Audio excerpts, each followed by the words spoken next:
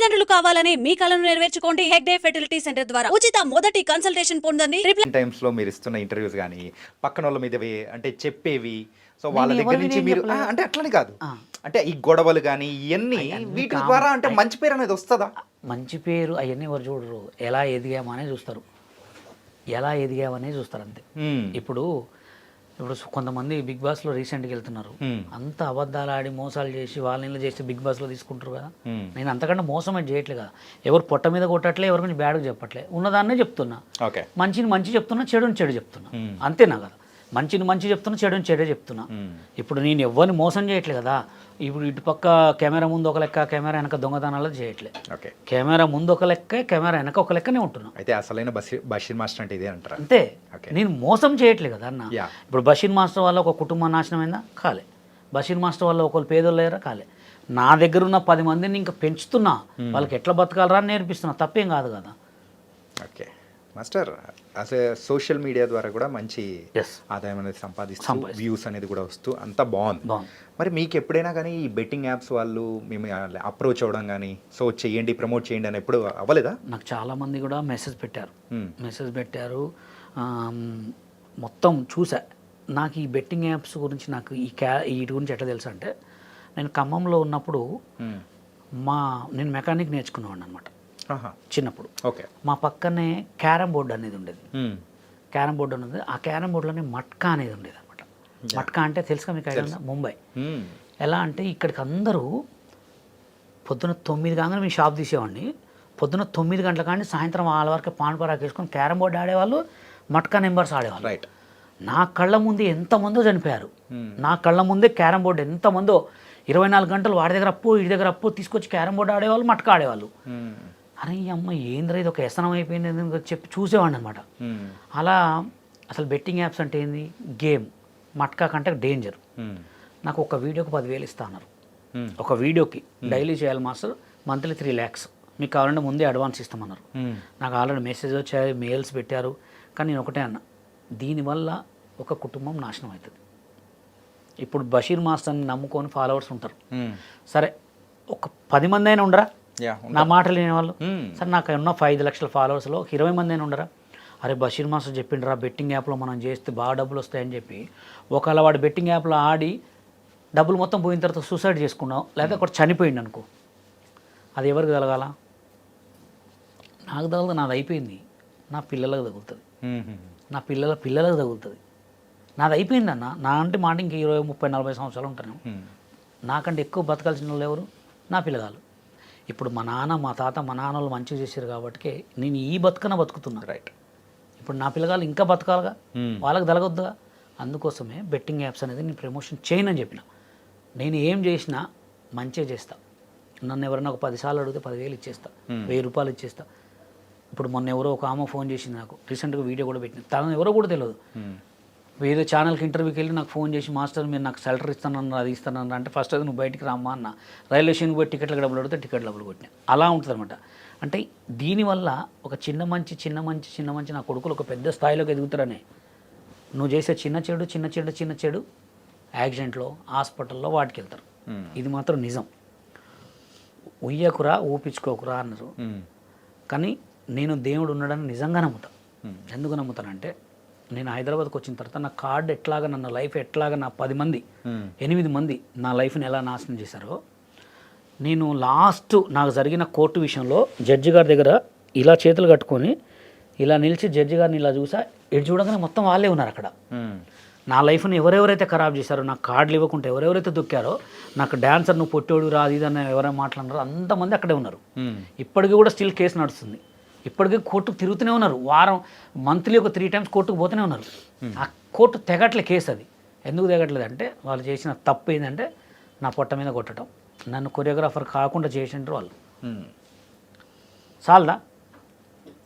చెడపకురా చెడేవు.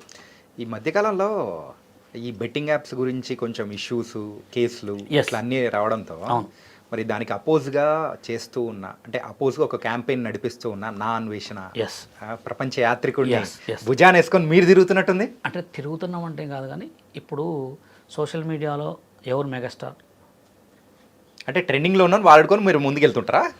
ట్రెండింగే yeah topic trending ఎవరైనా తీసుకుంటారు. అది సినిమా వాళ్ళు తీసుకుంటారు, యూట్యూబ్ వాళ్ళు తీసుకుంటారు, సోషల్ మీడియా అందరూ తీసుకుంటారు. ట్రెండింగ్ టాపిక్ని వాడకపోతే వేస్ట్.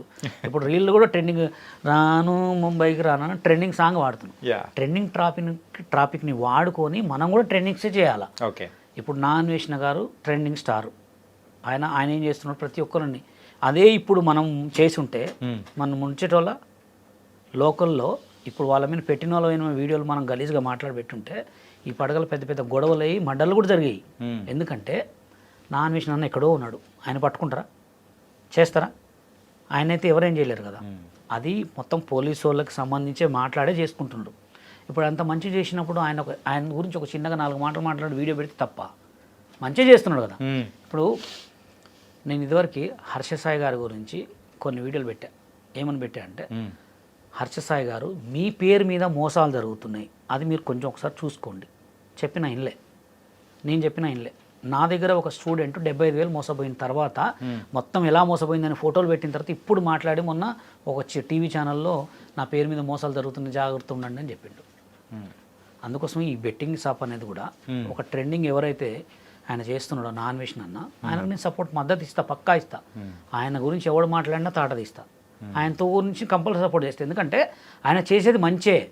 ఆయన ఎప్పుడు బెట్టింగ్ యాప్లు చేయలే కదా, బషీర్ మాస్టర్ చేయలే కదా, నా దగ్గర ఉన్న వాళ్ళు ఎవరు కూడా చేయలే కదా. తప్పే ఉంది. ఇప్పుడు నేను వీడియోలు చేస్తున్నా అంటే నా వీడియోలు చూసి నవ్వుకుంటున్నారు, ఫన్నీ అంతే. నా వీడియోల వల్ల ఎవరైతే ఉదిరేసుకుని రావట్టే సూసైడ్ చేసుకోవట్లేదు కదా, అంతే. తప్పే ఉంది దాంట్లో. ఓకే, తనకైతే అలా నడుస్తుంది అంటారు అంతే. ఇప్పుడు ఏదైనా సిచ్యువేషన్ ట్రెండింగ్. ఇప్పుడు iPhone 16 Pro Max ఉంది, దీన్ని కొత్తగా ఏమి ఇచ్చాడు, అందరు కెమెరా లోపల పోయి ఆన్ చేయాలి, ఇది ఇట్లా వస్తే కెమెరా ఆన్ అవుతుంది, ఓకే, ఇట్లా వస్తే కెమెరా అవుతుంది, ఆన్ అయింది. ఇప్పుడు ఇది ట్రెండింగ్ ఫోన్ కాబట్టి అందరు ట్రెండింగ్ అనుకుంటారు. మనం ఆ ఆటలు తప్పేం లేదు కదా. దానికి nice master. And me goal అయితే పెద్ద సినిమాకి ఒక కొరియోగ్రాఫర్ కావాలి, ఒక పెద్ద కొరియోగ్రాఫర్ కావాలి, అంతే. అంతకు మించి ఏం లేదు. నాకు 1,00,000 కోట్లు, 10 కోట్లు, 100 కోట్లు నాకు అవసరం కూడా లేదు. మనిషి తినేంత 4 మెతుకులు, ఒక మంచి పేరు, 10 మందికి మనం ఆసరా ఉన్నామా లేదా, 10 మంది బషీర్ మాస్టర్ వల్ల చెప్పుకోవాలా, అరే మాస్టర్ లైఫ్ ఇచ్చిండ్రా నాకు, అరే మాస్టర్ వల్ల నేను ఉన్నారా, అంతే. అంతకు మించి ఏం అవసరం లేదు.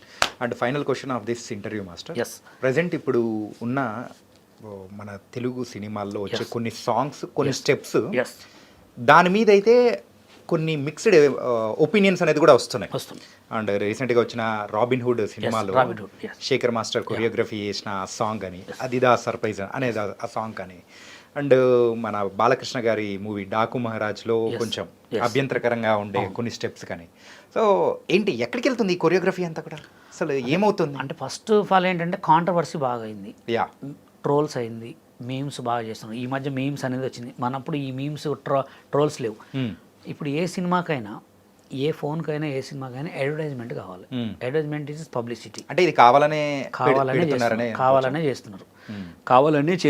దీన్ని, ఈ సాంగ్ని ఇలా చేస్తే వైరల్ అవుతుంది, మీకెందుకు సార్ ఇవన్నీ వాడిని పిలిచి ప్రమోషన్ చేయించుకోవాలి, అవసరమే లేదు. ఇట్లాంటి కొన్ని స్టెప్పులు పెడితే ఆటోమేటిక్గా అదే కాంట్రవర్సీ అయిపోతే వాళ్ళే ట్రోల్ చేసుకుంటారు, మనకేమైంది సార్, మాట్లాడుకున్న వాళ్ళు మాట్లాడుకుంటారు, మన సినిమా వైరల్ అయింది అనే భ్రమతోటే ఉన్నారు. కానీ శేఖర్ మాస్టర్కి ఆల్రెడీ బ్యాడ్ ఒపీనియన్ పడిపోయింది. ఎందుకంటే ఈయన మరీ ఇంత ఘోరంగా చేస్తున్నాడు. సరే, ఆయన ఒక పెద్ద కొరియోగ్రాఫర్ అయి ఉండండి, ఈ స్టెప్ ఎన్నిట్లో పెడతాడండి? ఒకటే ఇదే స్టెప్. మీరు రారా సామిలో ఉన్నది, ఆల్బమ్ సాంగ్లో రీసెంట్గా వచ్చిన దాంట్లో ఎన్నో సినిమాలలో ఉంది.